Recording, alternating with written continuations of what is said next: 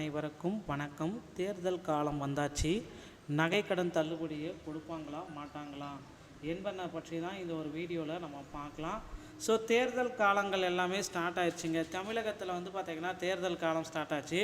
கூட்டுறவு வங்கிகளுடைய நகைக்கடன் தள்ளுபடி கிடைக்குமா கிடைக்காதா, ஸோ கடன்கள் எந்த அளவுக்கு பார்த்திங்கன்னா கடன்கள் தள்ளுபடி ஆகும், அதை பற்றி தான் நான் இப்போ உங்களுக்கு கிளியராக சொல்ல போகிறேன்.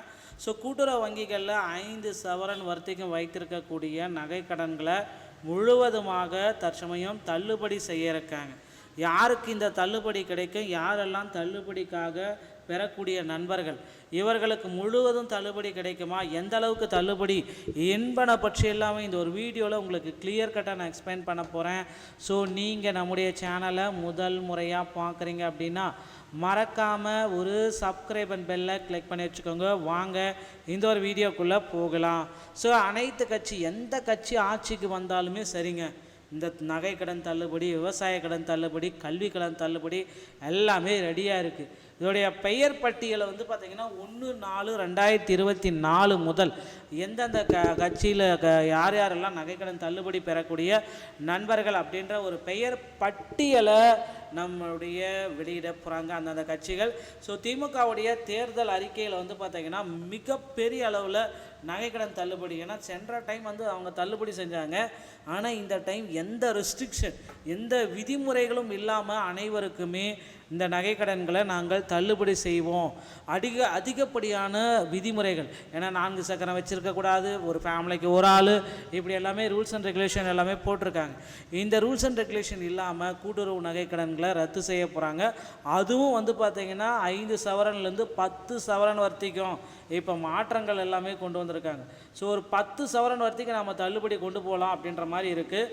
தமிழக சட்டமன்ற தேர்தல் நெருங்குகிறது. இந்த நிலையில் அரசியல் கட்சிகள் வெளியிடும் இந்த தேர்தல் அறிக்கையில் விவசாய கடன் மற்றும் நகைக்கடன் தள்ளுபடி குறித்த ஒரு மிகப்பெரிய அறிவிப்பு வெளியாக காத்துக்கிட்டு இருக்குங்க.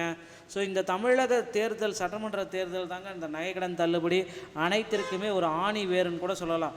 ஸோ குறிப்பாக கூட்டுறவு வங்கிகள் மற்றும் விவசாயிகள், சாமானிய மக்கள் வைத்துள்ள நகைக்கடன்கள் தள்ளுபடி செய்யப்படுமா என்ற எதிர்பார்ப்பு எழுந்துள்ளது. ஸோ அடிக்கடி பார்த்திங்கன்னா நாளுக்கு நாள் இந்த எதிர்பார்ப்பு மக்கள் மத்தியில் அதிக அளவில் எழுந்திருக்கு. பொதுவாக தள்ளுபடியை அறிவிப்பை அரசு வெளியிடும் பொழுது முதலில் அதற்கான தகுதி வரம்புகளையே வெளியிடுவாங்க. ஸோ யார் யாரெல்லாம் அந்த நகைக்கடன் தள்ளுபடி பெறத்துக்கு தகுதியான நபர்கள் அப்படின்ற மாதிரி ஒரு பட்டியலை வெளியிட போகிறாங்க. ஸோ பெயர் பட்டியல் கடந்த காலங்களை ஒப்பிட்டு பார்த்தால் கூட்டுறவு சங்கங்களில் 5 சவரன் அல்லது அதற்கும் குறைவான எடை கொண்ட தங்க நகைகளை அடகு வைத்து கடன் பெற்றவர்கள் கடன்கள் மட்டுமே தள்ளுபடிக்கு எடுத்துக்கொள்ளப்பட்டது. இது கடந்த காலங்களில் இந்த மாதிரி தள்ளுபடி பண்ணியிருக்காங்க. முதலில் இதற்காக தனிநபர் அல்லது ஒரு குடும்பம் பெற்ற மொத்த கடனின் அளவு கணக்கிடப்படும். ஸோ பிறகு பார்த்திங்கன்னா மொத்தமாக அவங்களுக்கு உண்டு ஒரு பட்டியலை ரெடி பண்ணுறாங்க. அறிவிப்பு வெளியான பின்பு கூட்டுறவுத்துறை அதிகாரிகள் ஒவ்வொரு வங்கிகளிலுமே உள்ள கடன்களை செக் பண்ணுறாங்க. ஸோ அவங்களுடைய வங்கி வேறு எதனா வங்கியில் இருக்கா இல்லையான்றது செக் பண்ணிவிட்டு அவங்களுக்கு வேறு எந்த வங்கியிலையும் கடன் இல்லை அப்படின்ற பட்சத்தில் உங்களுடைய கடனை தள்ளுபடி பண்ணுறாங்க.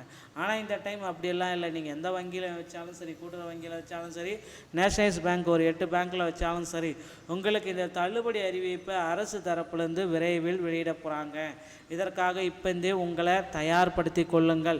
ஸோ தேர்தல் அறிக்கை, அதிமுகவுடைய தேர்தல் அறிக்கையாக இருந்தாலும் சரி, திமுகவுடைய தேர்தல் அறிக்கையாக இருந்தாலும் சரி, டிவிகேவுடைய தேர்தல் அறிக்கையாக இருந்தாலும் சரி, எல்லாத்துலேயுமே பார்த்திங்கன்னா நகை கடன் தள்ளுபடி, விவசாய கடன் தள்ளுபடி, கல்வி கடன் தள்ளுபடி, ஸோ இந்த 3மே ரொம்ப ரொம்ப பெரும் பங்காற்றுதுங்க. மக்கள் மத்தியில் ரொம்ப பேசக்கூடிய பொருளாக மாறிடுச்சு. அதனால் தள்ளுபடி கிடைக்கும். நீங்கள் இப்போ உங்கள் பேங்க்கில், உங்கள் அருகாமையில் இருக்கிற கூட்டுறவு வங்கிகளில் நகை கடன்களை பெற்று வைத்துக் கொள்ளுங்கள்.